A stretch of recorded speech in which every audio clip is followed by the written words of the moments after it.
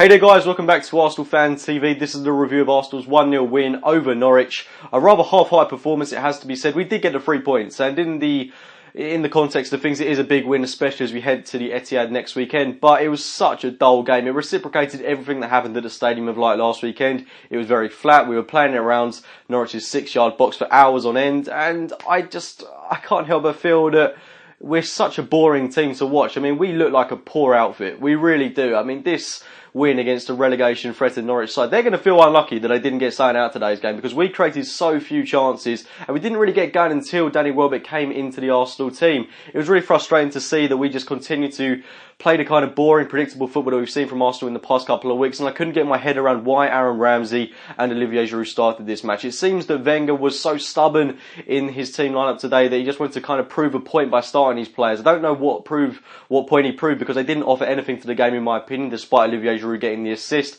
He was constantly offside throughout the course of this match and was frustrating in front of goal as well. I would have had no doubts whatsoever in starting Danny Welbeck from the first whistle, and as well as that, I felt Jack Wilshere should have started in midfield alongside someone like Francis Coquelin or Mohamed Elneny. Unfortunately, we didn't see any of Jack Wilshere today, which was to the frustration of, I think, every single Arsenal fan. Of course, there was some light shed on the so-called protest that happened today, and if I'm being honest, I was expecting a little bit more from Arsenal fans. I felt that the chants of one Arsene Wenger were ringing around the stadium a little bit louder than those A4 placards that were being held up throughout the course of the game. And I can totally understand why fans want to make their voices heard, but I can't help but feel until the fan base is united in what they actually want for this club, that we're actually not going to see a proper protest until that actually occurs. Because you did get those fans today that held up those A4 placards in the 12th and the 78th minute, and you can totally understand the reason why. As an Arsenal fan, I think I speak on behalf of a lot of people when I say that I want to see change. If not this summer, then next summer. The reality is that Arsene Wenger is going to be with us until May 2017, which I know isn't what a lot of people want to hear, but at that point, that's when I feel that change is going to be really integrated within the club. The one person that I want to see go more than anyone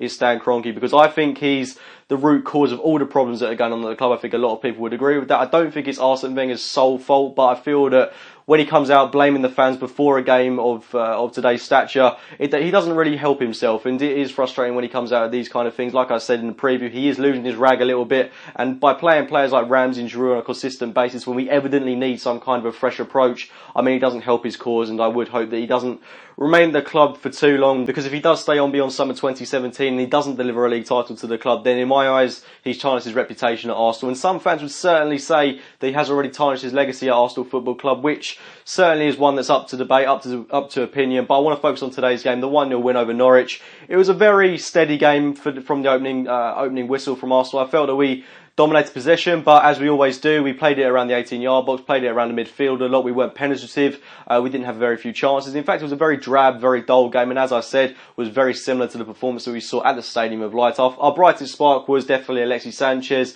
He was the only one trying to get things going for us up top. Alex Iwobi, I felt he struggled at times in this game. He struggled a bit away from home against Sunderland and really did struggle to grow into this game. But it was in the second half when we got things going that little bit more with the introduction of Danny Welbeck. We saw Per Mertesacker go off rather early on in the second half, being replaced by Gabriel, who I thought was magnificent for the 40 or so minutes that he was on the pitch. But I do still want to see us invest in a new centre-half over the summer. For me, Gabriel just simply isn't good enough to be partnering Laurent Koscielny on a long-term basis. Per Mertesacker isn't the player he once was, and we do need someone of an elite calibre to partner Koscielny in our long-term future. But we did get our first goal today through Danny Welbeck. Wonderful nod down from Olivier Giroud, who got the assist despite all the criticism that I've given him so far in this video, planting it onto the foot of Danny Welbeck on the half volley on his left foot. Wonderful finish past Ruddy, made it 1-0, and we could have pushed on for a few more goals. We had one wonderful counter-attack which Giroud ruined by being offside. Apart from that, didn't really have many other chances. It was actually Norwich that ended the game on the stronger foot, John Ruddy coming up for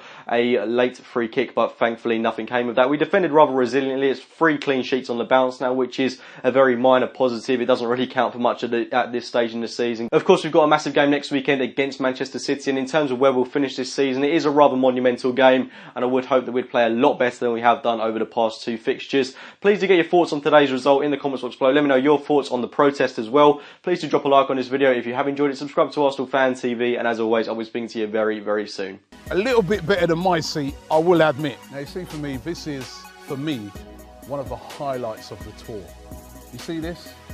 This is a gold Premier League trophy. You will not go to any other ground in the Premier League. Not Man United, not Chelsea, Not City, not any of those grounds and CVs, because this is unique to Arsenal.